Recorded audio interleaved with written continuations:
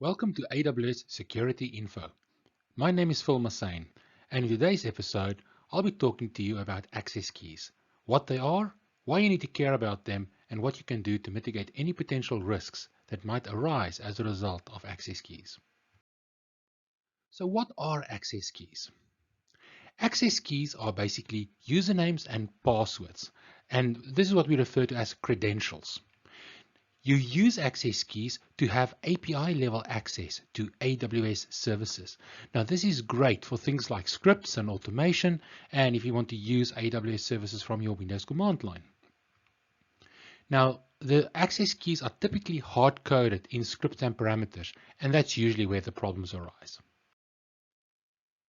When you create an access key, typically this is done when you create a new user. When a new user is created through the IAM console, you would tick the option under Programmatic Access, and this will create an access key and a secret access key. And this can then be used in things like your APIs, your command line interfaces, software development kits, etc. Within the user console, you would typically find any access key that is defined under the Access Key tab, and you'll find this within security credentials of the specific user. If the root user has an access key defined, you will also find this under the Credentials tab. Please note, do not use access keys on your root account. This is extremely dangerous, and we'll get into that in a later slide. Let's look at a couple of use cases as to why you would want to use an access key.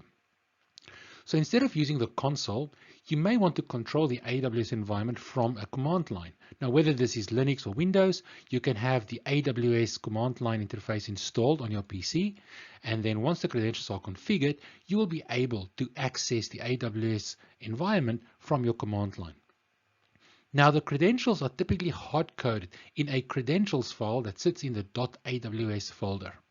Now, keep in mind, this folder is clear text and it can be read by anyone who has access to that particular system.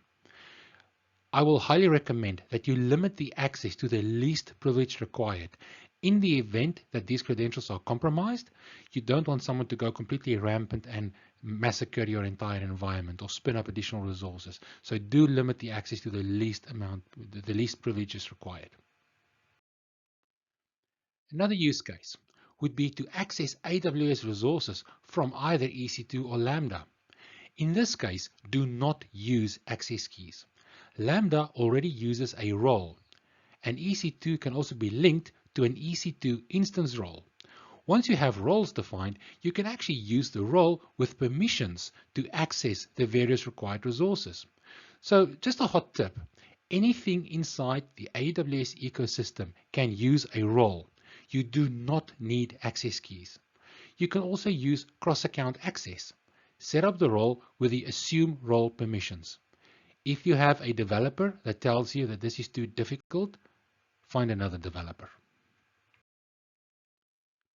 Third use case, where you might want to access AWS from a non-AWS system. So let's assume you'd like to access AWS from an on-prem environment or from a different cloud environment altogether. So let's say Azure, Google Cloud, or DigitalOcean, where you have some virtual machines running and you need these machines to connect to AWS. Here you have no choice, but you will have to define a user account, utilize access keys, but I will again recommend use the least privileged permissions to access the required resource. Make sure that the credentials are encrypted. Depending on what platform you use, you may need to deploy specific tools to make that happen for you. In Python, there are some tools that can do the encryption for you. If you are working on Azure, you can use the key manager on Azure to do that for you. But then also, rather than just looking at technical solutions, I will also recommend make sure you have a process in place to rotate the credentials. If for whatever reason the keys get compromised, or just as a normal process, maybe every quarter or every year, you may want to go and change those credentials. Make sure you have that process in place so you know where the credentials are being used. Now, this may not always go down well, but I also suggest that you challenge the reason why we have different cloud platforms to begin with. If possible, only use AWS. It makes the management of permissions much easier. But we know in the real world it doesn't always work that way, but it's certainly a good point to bring across when you are in your development meetings. Now, I need to make a confession. I exposed 2 of my AWS account keys on GitHub. And that's one of the reasons why I thought I wanted to make this video, to share with you what happened and how I basically came into this mess. I am very aware of the risks of access keys, and it's something that I preach in my day job every day, to make sure that access keys are securely locked. And I made the mistake myself. So what happened? I had some credentials that were hard-coded in a JSON file in a secret GitHub repository. This was necessary. Just to give you some background, these files were running on a DigitalOcean virtual machine, so I could not use roles, and I needed this virtual machine to be able to connect to AWS. So these credentials were hard-coded. I deleted the hard-coded file from GitHub, thinking that I'm doing the right thing. So the credentials file were deleted. I then changed the repo from secret to public. And the second I did that, the credentials were exposed from the historical pull requests. So even though the physical file was deleted, the historical pull requests were still there, and they still retained a reference that the credentials existed. Fortunately, AWS notified me almost immediately, and I kid you not, within about 10 seconds, I received about 3 or 4 emails from AWS to indicate that the credentials have been compromised. So I was quite impressed and both terrified at the same time that this has happened. Fortunately, from an impact point of view, these accounts were not used in any sort of production sense. They only had access to read-only profiles, but nonetheless, it still indicated that there's a risk. So how did I resolve this issue? First of all, I deleted all the compromised user accounts immediately. So no questions asked. I just logged into the console and deleted the accounts straight away, so they can't do anything else. I then also changed the GitHub repo again back to secret, just to minimize any potential impact there may be. Since the user IDs have already been deleted, the changing the repo to secret wouldn't really have made much of a difference, but I decided to change it to secret anyway.